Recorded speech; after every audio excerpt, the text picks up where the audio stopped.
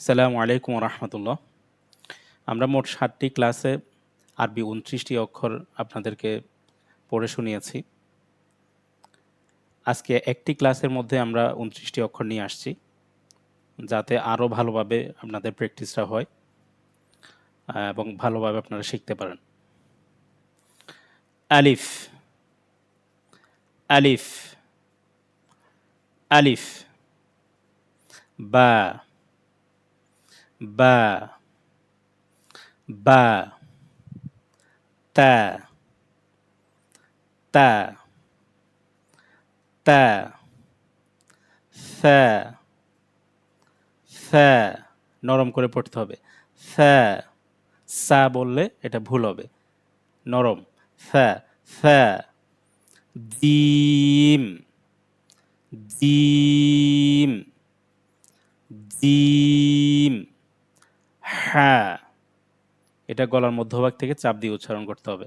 হা, হা, খ, এটা খা বললে ভুল হবে, এটা খ, খ, খ, খ, দাল, দাল, এই দাল এটাও নরম করে পড়তে হবে। যেভাবে আমরা সা নরম করে পড়েছি একইভাবে দাল নরম করে পড়তে হবে। দাল, জাল, র, এই অক্ষরটা রা হবে না, এটা র, র,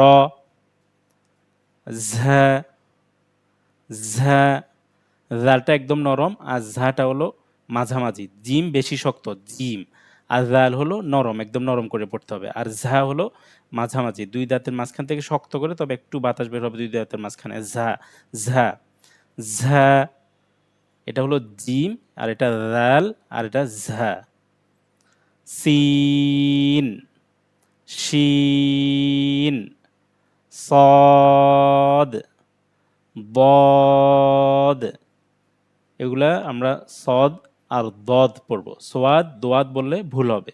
সদ, বদ, সদ, বদ, ত, জ, এটা ত, এটা তোয়া হবে না, ত, তোয়া বললে ভুল হবে। আর এটা জোয়া না, জ, জ, এটা একটু নরম করে পড়তে হবে। জ, জ, জ, ত, জ, আইন, গলার মধ্যভাগ থেকে চাপ দিয়ে, হা যেভাবে গলার মধ্যভাগ থেকে চাপ দিয়ে উচ্চারণ করেছি সেম আইনটাও, আইন, গইন, এটা গাইন হবে না, অক্ষরটা হলো গইন, গইন, গইন, ফা, ফা, কফ, এটা কাফ হবে না, কফ হবে। আর এটা হলো কাফ, উপরে দুই ফোঁটা, এটা কফ আর এটা কাফ। কফ, একটু গলার ভিতর থেকে ধাক্কা দিয়ে উচ্চারণ করতে হবে। কফ, কাফ, লাম, লা, লাম, লাম, মিম, মিম, নুন, নুন, ওয়াও, এটা ওয়া বললে হবে না, ওয়াও পড়তে হবে, ওয়াও। হা, এটা হলো হা, গলার মধ্যভাগ থেকে চাপ দিয়ে উচ্চারণ হবে হা। আর এটা স্বাভাবিক হা, মুখের খালি জায়গা থেকে হা, এটা হা আর এটা হা। হামজা, হামজা, ইয়া, ইয়া, ইয়ার নিচে দুইটা নোক্তা থাকবে, নোক্তা বা ফোঁটা। একটাই অক্ষর আছে যেটার নিচে দুইটা ফোঁটা হয়, এটা হলো ইয়া। তো আমরা আগের ক্লাসগুলো আলাদা আলাদাভাবে দেখব, যেখানে ৩টা বা ৪টা ৫টা অক্ষর দেয়া আছে, ওইভাবে প্র্যাকটিস করব। এরপর আমরা এই পুরা ক্লাসটা দেখব। আরবি ২৯টি অক্ষর এখানে একসাথে দেয়া আছে, এটাও আমরা দেখব। তাহলে আমাদের প্র্যাকটিসটা আরও ভালোভাবে হবে ইনশাআল্লাহ। আসসালামু আলাইকুম ওয়া রাহমাতুল্লাহ।